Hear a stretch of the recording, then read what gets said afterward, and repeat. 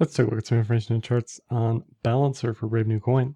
So it's index AMM style DApp that instead of 50-50 split has variable splits, allows anybody to create any type of AMM pair or pairs or trios, triads, whatever you want to do, completely open from that perspective. Allows portfolios to to generate yield and rebalance automatically based on various parameters, ideally being gas efficient when things eventually move to layer 2 or other chains like Polygon. They've already introduced that on Balancer. So we'll take a look at some stats there. And ultimately, a lot of this stuff is going to be KYC'd. I don't know when that's going to kick in, but stuff like Balancer, Aave Compound Maker, everything DeFi as we know it is going to change, I think, in a big way when things go permissioned versus permissionless, because they have to for regulatory reasons. So all the dexes are vulnerable to that, including Balancer. Just always worth thinking about. That's never not going to be there. The regulatory risk is always with us until it gets cleared up, right? So you can see the various pools here. Some of these pools are in existence on other dexes, obviously, like 50-50 WETH wrapped BTC. 80-20 BAL wrapped BTC is probably unique to Balancer. So these are the type of pairs that bring people to something like this product where their competition does not have this stuff, right? And for various reasons based on impermanent loss or APYs, certain pairs could be more attractive than others, even more attractive here relative to Curve, for example, where very similar pairs are on Curve. And these APYs are pretty attractive, probably even with IL, impermanent loss, taken into consideration. They're incentivized here. They're a liquidity mining incentive. So that's important to keep in mind why these APYs are so high relative to anywhere else. And these rewards are probably playing a role in keeping the price down, very similar to comp. Comp gives away, the protocol gives away a ton of comp, the token, to incentivize lending and borrowing. And the price is kind of stagnating currently. BAL could be in a similar boat where they're kind of giving away too much and people are just dumping this, right? For most people, you're probably going to put some funds here and then dump the rewards. Hopefully you make a profit, right? Not all of these are BAL incentives, but some of them are. And you can dig into that further depending on what the pool is, and you can try to see the stats and see what's going on here. But TVL is going to be shifting a lot based on this. We're seeing that on AVAX and Luna and wherever else where there's liquidity and mining incentives. The token is mooning so long as those incentives are high and stay high. We saw it with BSC. This isn't anything new. We saw it with 1inch.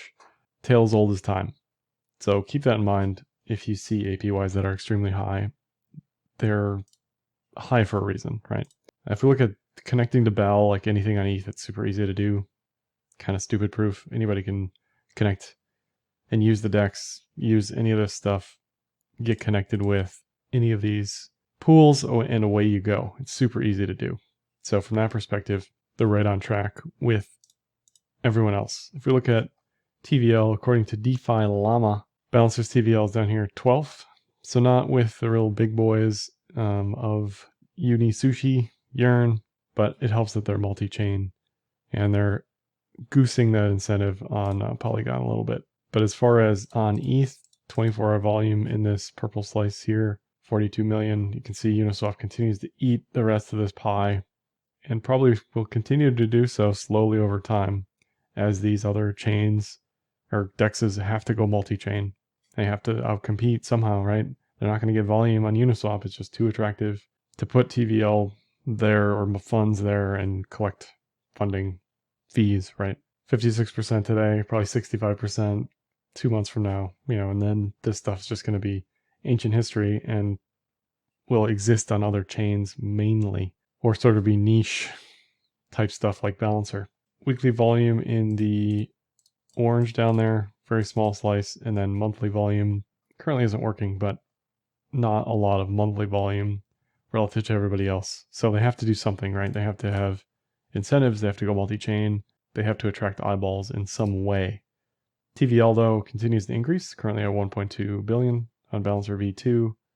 Trading volume is kind of all over the place, kind of flat, not super bearish looking. Transactions downtrending. Users kind of toppy, downtrending-ish a little bit. They did have an all-time high in users on V2 a few days ago, so it's not anything crazy here as far as bearishness. TVL on Polygon continues to rise, trading volume rising, transactions rising, users rising. So a lot of this is mining incentive related or incentive related. And it's important to watch what happens when those incentives dry up, because odds are people then move their money out and go somewhere else. Again, they've done this for every single incentive-based model. Hopefully, the idea for Balancer is you bring these incentives, you bring people to the exchange, they either like it for some reason, they find something they like, they stay, right? Most people won't. Most people will just move on to whatever has the most incentives a month from now. If you look at transaction counts for Balancer, basically flat, not as bearish as Comp or some of these other DeFi tokens. Average transaction values rising slightly again. Nothing too crazy going on there. NVT is basically at an all-time high, which is extremely bearish. Not a lot of on-chain activity relative to market cap. Active addresses have declined pretty significantly from highs. So although transactions look decent, active addresses, this is like what, 400 a day? This is nothing, right? This could easily curl up over time, but right now there's just very, very little activity on chain for ETH in the Balancer realm. MVRV, a measure of market cap versus on-chain activity for Balancer, previously topped out around 1.2 to 1. So in the future, it's important to watch where price is relative to a parity with on-chain activity. Currently, it's at 0.73 and rising. So we're approaching that 1 value rather quickly, with price kind of still quite low relative to those highs. So there needs to be a significant more amount of on-chain activity to allow MVRV to rise or fall relative to price. Hopefully that makes sense. Basically, you want on-chain activity to move with price together. Otherwise, it just doesn't support price to hold those highs. You need robust on-chain activity. So that's kind of an issue for a lot of these DeFi tokens and projects. The PE ratio, equivalent market cap over annualized ratio, annualized revenue ratio for Balancer, is quite high relative to where it was in June. This is another way of looking at, on-chain activity really versus market cap.